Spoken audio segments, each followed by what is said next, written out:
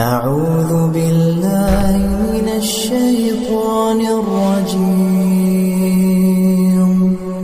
بسم الله الرحمن الرحيم بسم الله الرحمن الرحيم. Assalamualaikum warahmatullahi wabarakatuh. Syukur alhamdulillah kita dapat berjumpa lagi di channel ini.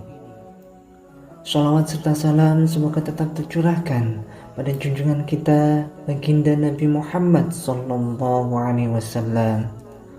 Allahumma salli ala sayyidina Muhammad wa ala ali sayyidina Muhammad. Harapan dan doa kami, semoga Allah Subhanahu wa taala senantiasa memberikan kesehatan, limpahan rezeki, panjang umur, serta ampunan untuk kita semua. Amin, amin ya rabbal alamin. Sahabat beriman yang dirahmati Allah Subhanahu wa taala, salat tahajud adalah ibadah sunnah yang dianjurkan oleh Allah Subhanahu wa taala. Dengan mendirikan salat tahajud, umat muslim dapat meraih banyak manfaat. Salah satunya adalah dapat mendekatkan diri pada Allah Subhanahu wa taala. Hal ini sebagaimana firman Allah dalam Quran surat Al-Isra ayat 79. Wa minal laili fatahajjad bihi nafilatan lak asa an yab'asaka rabbuka maqaman mahmuda. Pada sebagian malam lakukanlah sholat tahajud sebagaimana suatu ibadah tambahan bagimu. Mudah-mudahan Tuhanmu mengangkatmu ke tempat yang terpuji. Quran surat Al-Isra ayat 79. Dalam sebuah hadis, Rasulullah SAW juga bersabda, kerjakanlah sholat malam, karena sholat malam itu kebiasaan orang-orang yang soleh sebelum kamu.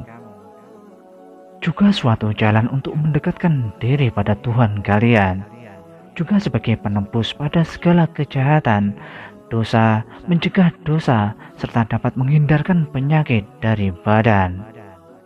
Hadis riwayat Imam At-Tirmidzi dan Ahmad. Sholat tahajud dikerjakan pada malam hari setelah sholat isya sampai terbitnya fajar.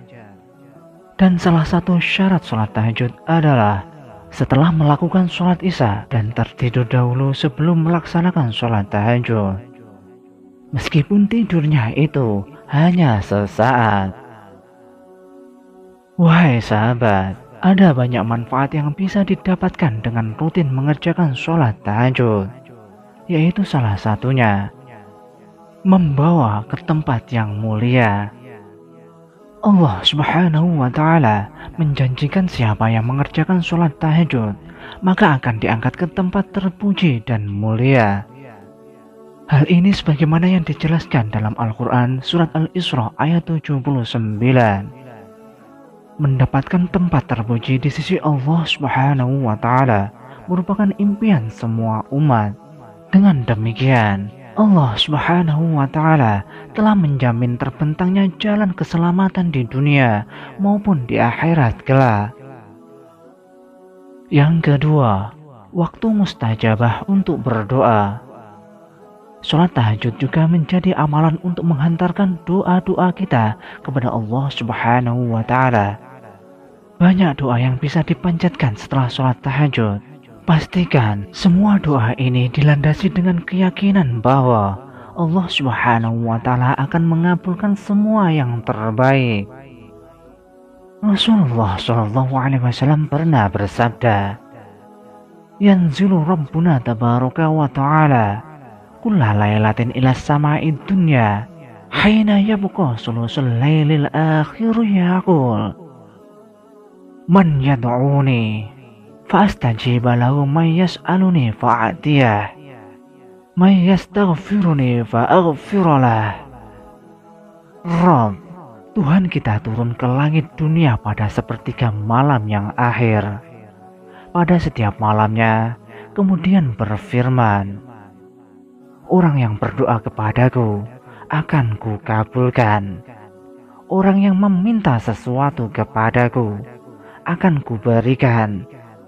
Orang yang meminta ampun dariku akan kuampuni. Hadis riwayat Imam Bukhari dan Muslim. Yang ketiga, mendekatkan diri dengan Allah Subhanahu wa Ta'ala. Perasaan tenang pada jiwa, pikiran dan batin akan dapat dirasakan oleh orang-orang yang dirinya dekat dengan Allah Subhanahu wa Ta'ala. Hal ini bisa didapatkan dengan cara mendekatkan diri melalui sholat tahajud. Orang-orang yang tekun menjalani sholat tahajud niscaya akan diliputi aura kebahagiaan dan ketenangan. Kebahagiaan ini lantaran ia bisa merasakan bahwa dirinya sangat dekat dengan Allah Subhanahu wa Ta'ala. Inilah kesempatan emas untuk berkomunikasi langsung dengan Allah. Di saat yang paling sunyi, kesunyian malam memberi kita kedamaian untuk fokus sepenuhnya kepada Allah Subhanahu wa Ta'ala, membuat diri kita semakin dekat dan terhubung kepada Sang Pencipta. Yang keempat, membuka pintu rahmat dan keberkahan. Saat kita memutuskan untuk melaksanakan sholat tahajud, langit terbuka lebar menyambut doa kita. Allah Subhanahu wa Ta'ala menurunkan rahmat dan keberkahannya kepada hamba yang tekun dalam ibadah malam, sehingga hidup kita akan dipenuhi dengan anugerah darinya, dari Allah Subhanahu wa Ta'ala. Tidak heran jika banyak ulama dan sahabat Nabi yang sangat mengagungkan sholat tahajud. Kesungguhan dalam melaksanakan sholat sunnah ini tidak hanya memberikan manfaat secara spiritual, namun juga memberikan kedamaian dan kebahagiaan dalam hidup. Sebagai seorang muslim, alangkah baiknya jika kita bisa mengambil hikmah dari sholat tahajud dan menerapkannya dalam kehidupan sehari-hari. Yang kelima, salah satu kunci masuk surga. Sebagaimana sabda Rasulullah SAW, wahai manusia, sebarkanlah salam, berilah makan orang-orang yang membutuhkan, sambunglah silaturahmi, dan sholatlah pada malam hari ketika orang lain sedang tidur. Niscaya kalian akan masuk surga dengan selamat. Hadis riwayat Imam Ibnu Majah.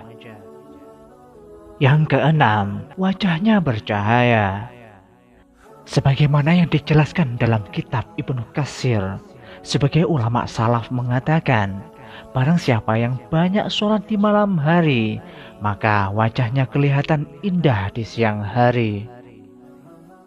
Hal ini pula telah disandarkan oleh Ibnu Majah dalam kitab Sunannya dari Jabir radhiyallahu anhu yang mengatakan bahwa Rasulullah SAW pernah bersabda, "Man kasurat sholatuhu bil lail, hasuna wajhuhu bin nahar."